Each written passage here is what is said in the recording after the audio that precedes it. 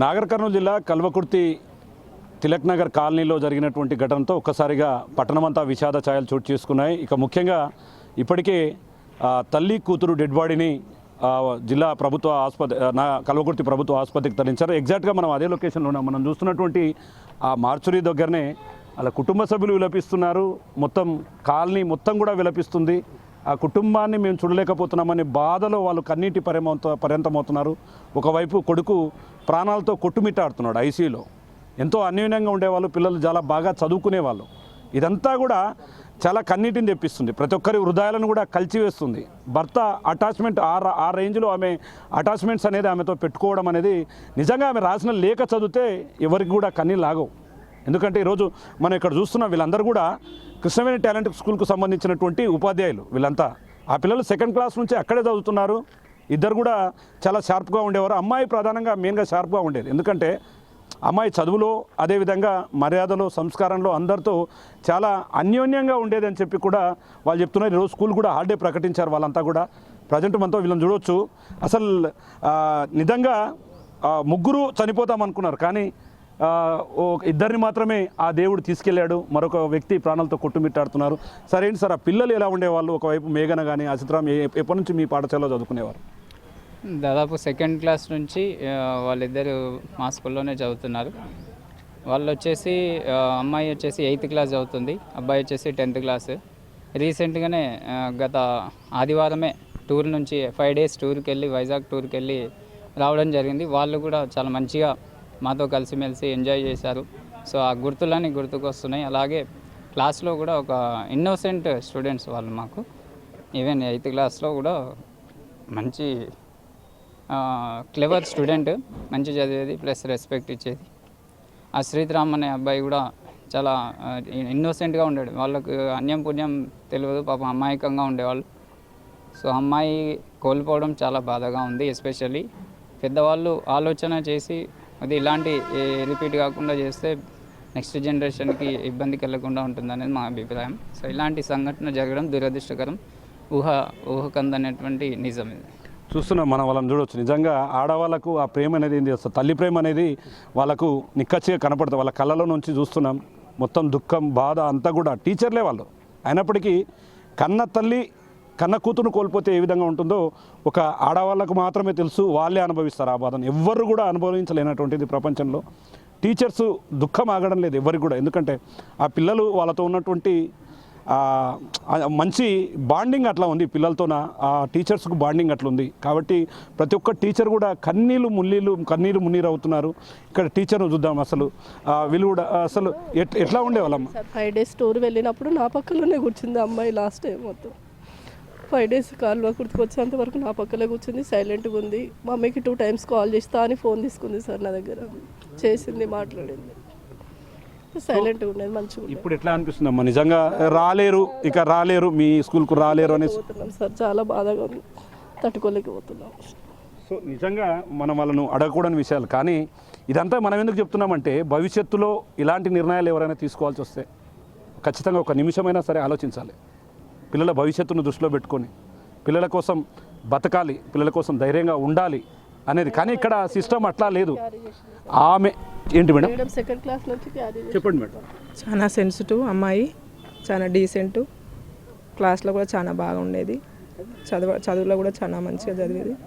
మేము చాలా బాధపడుతున్నాం ఆ అమ్మాయి లేనందుకు. చెప్పడానికి మాటలు రావట్లేదు. ఎందుకంటే రేపు నుంచి వాళ్ళ ఎదురుగా బెంచ్లో కూర్చోవాల్సి వస్తుంది, వాళ్ళ పాఠాలు వినాల్సి వస్తుంది, వాళ్ళు చేసే అల్లరిని వీళ్ళు చూడాల్సి వస్తుంది. అలాంటి బాధ అసలు ఒకరొకరు కన్నీళ్ళు అంతా కూడా ఏడ్చి కన్నీళ్ళు కూడా రావట్లేదు వాళ్ళకి. ఇక్కడ ఇంకో టీచర్ కూడా ఉన్నారు. మేడం ఏంటి మేడం, ఎట్లా అనిపిస్తుంది? మాట్లాడడానికి వస్తలేదు సార్. ఆ పాప మా పాప క్లాస్మేట్ సార్, చిన్నప్పటి నుంచి. అది చాలా బాధగా ఉంది సార్.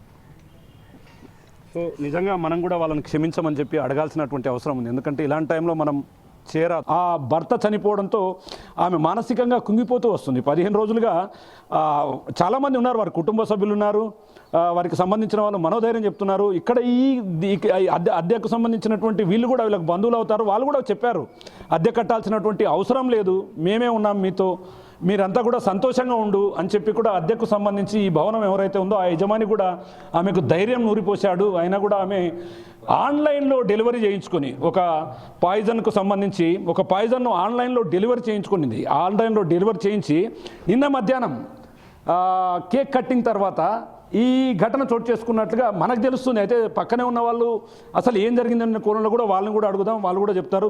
అమ్మ ఏం జరిగిందమ్మా, అసలు ఏం జరిగింది? ఈ రోజు అంతా కూడా ఇంత విషాదంగా ఉంది, ఏం జరిగింది అసలు? ఏం చెప్పలేదు. తను పోయిన తర్వాత మాతో కూడా మాట్లాడడం తక్కువ చేసింది. ఏదన్నా అడిగినా కానీ తల ఊపడం తప్ప ఏం మాట్లాడలేదు. నిన్న మధ్యాహ్నం మా పాప ఉండి ఆంటీని విజ్ చేసి వద్దాం న్యూ ఇయర్ కదా అని వెళ్ళింది. ఆంటీ హ్యాపీ న్యూ ఇయర్ అని చెప్పి అక్క ఆడుకుందాం దాని వాళ్ళ పాపను పిలిస్తే పాపను తీసుకొని లోపలికి వెళ్ళి డోర్ వేసుకుంది. అంతే, ఏం పాపను రానియలేదు బయటికి. 3 o'clockకి ఇది జరిగింది. ఒక ½ an hourలోనే వాళ్ళ తమ్ముడు వచ్చి డోర్ కొట్టిండు. అప్పటికి వాళ్ళు వలకట్లేరు. ఒక ½ an hourలోనే జరిగింది ఇది.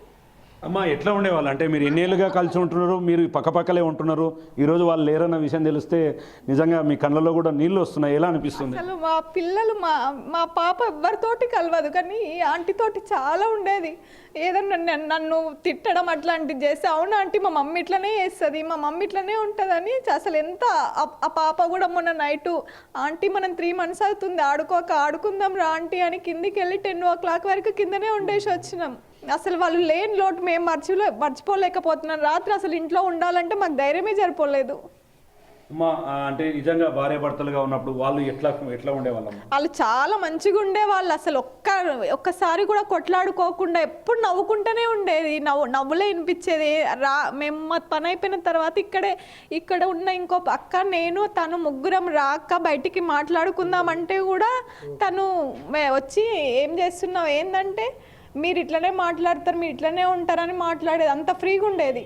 అంటే అమ్మ కొంతమంది, అంటే మీరు పక్కలో ఉన్నారు బట్ మీకు కూడా తెలియకపోవచ్చు, కొంతమంది అన్నంలో విషయం కలుపుకొని తిన్నది, కొంతమంది కేక్లో అంటున్నారు, అది క్లారిటీ ఏమన్నా మీకు తెలుసా? లేదండి, నేను వాళ్ళు చేసుకున్న తర్వాత పోయి అన్నము కూరలు అన్నీ తీసి డస్ట్బిన్ కూడా తీసి చూశాను. దేంట్లో స్మెల్ లేదు, ఏం లేదు. ఆ ఫుడ్లో తినలేరు వాళ్ళు.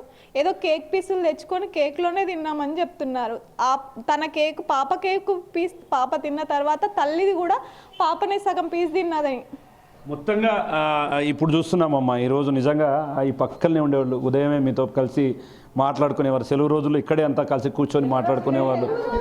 అసలు ప్రతిరోజు నలుగురు, మా పాప ఒక్కటి ఉంటుంది, ముందర 2 బాబు ఉంటాడు, వీళ్ళిద్దరు 5 మంది ఒక ఫ్యామిలీ లాగానే కిందికి పోయి ఆడుకోవడం ఉండడం చాలా మంచిగా ఉండేవాళ్ళు. సో చూస్తున్నాం ఇక్కడ నిజంగా ఇట్లాంటి పరిస్థితి ఏ కుటుంబానికి రాకూడదు, ఏ తల్లిదండ్రులకు రాకూడదు, ఏ పక్కలు ఉండే వారికి రాకూడదు. ఎందుకంటే నిజంగా భర్త లేకపోవడం అనేది ఎంత దారుణమైన విషయమో తెలుసు. కానీ ఆమె తన పిల్లల్ని బతికించుకుంటాను, భవిష్యత్తులో ఆమె వాళ్ళ పెంపకం చూసుకుంటాననే ఒక ధైర్యం కోల్పోయింది. ఇంకా ఎఫెక్షన్ ఎక్కువగా ఉండడంతో ఇది జరిగింది. ప్రజెంట్ మన దగ్గర ఈ ఇంటి యజమానురాళ్ళు కూడా ఉన్నారు. పాపం ఆమె కూడా చాలా బాధలో ఉన్నారు. అమ్మ ఏంటమ్మా, ఎలా చూస్తారు, ఏం జరిగింది? చాలా మంచిగా ఉండేది మాతో కూడా. నాకు కూడా కొంచెం ఆరోగ్యం మంచిగా ఉండదు. కొంచెం వండుకున్నట్టు కనిపిస్తే అయిపోయాయి. వెంబడే ఏమన్నా తీసుకొని వచ్చేది నాకు తినడానికి. ఆంటీ వండుకుంది, చేతన అయితే లేదేమో అని వచ్చేది. ఒక్కని మేము ఈమెనేమో ఈ పోర్షన్, ఈమె ఈ పోర్షన్, ఈమె ఆ పోర్షన్, ఇప్పుడు చచ్చిపోయినామే ఈ పోర్షన్. అందరం ఇక్కడ ఉంటాం. నేను సీసీ కెమెరాలలో చూస్తా కింద, అయ్యో వీళ్ళు ముగ్గురు ఇక్కడ నిలబడ్డారని నేను వచ్చేదాన్ని. అందరం ఇక ఇంతసేపు బాగా ఎంజాయ్ చేసి పెట్టాం. సో దీంట్లో ఇంకా ఒక విషయాన్ని కూడా మనం చూడవచ్చు. ఎందుకంటే ఇది అద్దె ఇల్లు, అంటే వీళ్ళకి సంబంధించినటువంటి బంధువులే. కానీ దీంట్లో పాపం ఆమె చనిపోతూ ఒక విషయాన్ని క్లియర్గా రాసింది. తాత, అమ్మమ్మ మీ ఇంట్లో ఇలా చేస్తున్నందుకు సారీ. ఒకరి జీవితం అంటే అంత చిన్న చూపేందుకు నేను పోరాడతాను, గెలవలేను, సాధించలేను, నా భర్త ధైర్యం తోడు రెండూ లేవు, మేము స్లీపింగ్ పిల్స్ వేసుకొని చనిపోతున్నాం. దయచేసి పోస్ట్ మార్టం చేయకండి, ఎందుకంటే నా పిల్లల్ని ఒక్క దెబ్బ కూడా నేను కొట్టలేదు, అట్లా చూసుకున్నా కాబట్టి ఒక చిన్న గీత కాటు కూడా పడకూడదు. రిక్వెస్ట్ చేస్తున్నా, నన్ను పోస్ట్ మార్టం చేయకుండానే నన్ను దాన సంస్కారాలు చేయండి. నేను అందరికీ చేదే దేవుడికి కూడా ఇంత పగన నా మీద ఒక చేతగాని తల్లి సారీ అంటూ కూడా ఆమె రాయడం చాలా విచారకరమైనటువంటి దృశ్యం ఇది. ఎందుకంటే చెప్తుంటేనే మన మనసంతా కూడా గాయపడినటువంటి పరిస్థితి. ఇంకో అంశాన్ని కూడా ఆమె ప్రధానంగా కోరింది. ఏంటి, చనిపోయిన తర్వాత నాకు తెల్లతీర కట్టించండి, తన బిడ్డకు గ్రీన్ కలర్ శారీ ఇవ్వండి అంటూ కూడా ఆమె చెప్పడం నిజంగా ఊహించుకుంటే ఒళ్ళు అంతా కూడా గగురుపరుస్తుంది. ఎట్లా అంటే ఒక కుటుంబం లేకపోతేనే కుటుంబ సభ్యులు కాదు, నిజంగా పక్కన్న వాళ్ళే ఏడుస్తున్నారు. వాళ్ళని మనం చూస్తే అసలు మాతో ఇంత అన్యోన్యంగా ఉండేవాళ్ళు వాళ్ళంతా కూడా ఏడుస్తున్నటువంటి సిచ్యువేషన్ కనపడుతుంది. ఇక్కడ పక్కన వేరే వాళ్ళు కూడా ఉన్నారు, వాళ్ళతో కూడా మాట్లాడదు. అమ్మ ఎట్లా చూస్తారమ్మా, ఏం జరుగుతుంది? సార్ మేము ఎక్కడెక్కడి నుంచో వచ్చి ఇక్కడ మేము బ్రతుకుతున్నాము. అయినా కానీ మేము సొంత ముగ్గురం ఉన్నామంటే అక్క చెల్లెలు లాక్కుంటాం, కానీ అసలు వాళ్ళెవరో వీళ్ళెవరో అన్నట్టు కూడా ఉన్నాం. ఒకరికొకరు ఏమైనా అందరం మంచిగా ఇది చేసుకుంటాం సార్. అసలు మన అన్న చనిపోతేనే మేము తట్టుకోలేకపోయినాం. ఇప్పటికి ఇంకా ప్రతి క్షణం ఆయన జ్ఞాపకం వస్తున్నాడు మాకు. ఎందుకంటే ఉదయం లేచినప్పుడు ఆయన కనిపిస్తుండే, రాత్రి మేము పడుకునే టైంలో కూడా ఆయన వాకింగ్ చేస్తుండే. అసలుంటిది అసలు చెప్పలేకపోతున్నాను సార్. అసలు పిల్లలు కానీ ఆమె కానీ ఎంత మంచిగా ఉంటారు. అసలు సొంత మేము అక్క చెల్లెల్లాగానే ఉంటాం సార్. అసలు అందరం అమ్మా నిన్న మన ఆమెతో మాట్లాడినారు కదా, ఆమె ఎట్లా ఫీల్ అయ్యేదమ్మా? ఇంకా నాకు దేవుడు ఇట్లా చేసిండక్క అంటే మేము ధైర్యం చెప్తుంటాం సార్. మీ పిల్లల కోసం అన్నా నువ్వు ధైర్యంగా ఉండాలి ప్రసన్న. వాళ్ళు మంచిగా చదువుకొని వాళ్ళు మంచి జాబులు వస్తే అప్పుడు నీవే మంచి అదృష్టవంతురాలు అవుతావు. నీకెందుకు, మీకు ఏ సహాయం కావాలన్నా మేము చేస్తాము, ఏ టైంలో మీకు ఏం కావాలన్నా అడుగు అని చెప్తుంటాం సార్. అట్లా కూడా ధైర్యం ప్రతి రోజు పోయి అడుగుతుంటిమి. కానీ ఒక వారం రోజుల నుంచి అసలు మాట్లాడడం లేదు సార్ మాతోనే కూడా. అసలు మేము పలకరియమని పోదామంటే కూడా ఇంట్లో పోయి కూర్చుంటుంది. మేము పలకరిస్తే కూడా ఇట్లా ముఖం ఇట్లా పెట్టుకొని పోతుంది.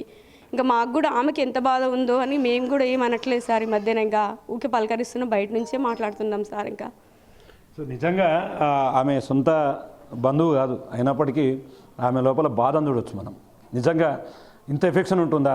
ఆ చుట్టుపక్కల ఉంటే, ఒకరికొకరు తోడుంటే, ఒకరికొకరు కలిసి మాట్లాడుకుంటుంటే ఆ ఆనందం వేరు. నిజంగా ఆమె ఎవరు మాట్లాడినా, పక్క వాళ్ళు ఎవరు మాట్లాడినా కూడా తమ కుటుంబంలో ఒక సభ్యురాలను కోల్పోయినట్లే మాట్లాడుతున్నారు తప్ప ఎక్కడ కూడా వాళ్ళని పరాయి వాళ్ళని చేసి మాట్లాడినట్లు. ఎందుకంటే వాళ్ళ క్యారెక్టర్ అంత మంచిది, వాళ్ళ కుటుంబం అంత అన్యోన్యంగా ఉండేది. వాళ్ళ పాపను చూసినా కూడా, వాళ్ళ బాబుని చూసినా కూడా, వాళ్ళని చూస్తే నిజంగా మనకు కూడా కొంత కన్నీరు వస్తున్నటువంటి సిచ్యువేషన్ అయితే మనకు కనపడుతుంది. ఎందుకంటే ఈ కుటుంబ సభ్యులు ఈ రకంగా ఇంత ఎఫెక్షన్ ఉంటుంది అనడానికి ఇది ఒక ప్రత్యేక నిదర్శనం. కానీ ఇక్కడ ఒక చిన్న చిక్కు ప్రశ్న వచ్చి పడింది. ఏంటంటే చనిపోవాలని నిర్ణయించుకున్నప్పుడు ముగ్గురు కూడా తీసుకున్నారు, చనిపోయినప్పుడు పిల్లలకి ఇచ్చింది. కానీ ఇక్కడ మరో చిక్కు ప్రశ్న తలెత్తుతుంది. ఎందుకంటే బాబు ఆరోగ్య పరిస్థితి ఇప్పుడిప్పుడే కోలుకుంటుందని చెప్పి కూడా డాక్టర్లు చెప్తున్నారు. ఒకవేళ బాబు బ్రతికితే ఆ పరిస్థితి ఇంతకన్నా దారుణంగా ఉండవచ్చు. ఆ కన్నతల్లి తోడు లేకపోయినా, ఆ కన్నతల్లి లేకపోయినా ఈ విషయం తెలిస్తే ఆ కన్నతల్లి పైన ఉండి కూడా గుండె పగిలేలాగా కూడా ఏడ్చే పరిస్థితి కనిపి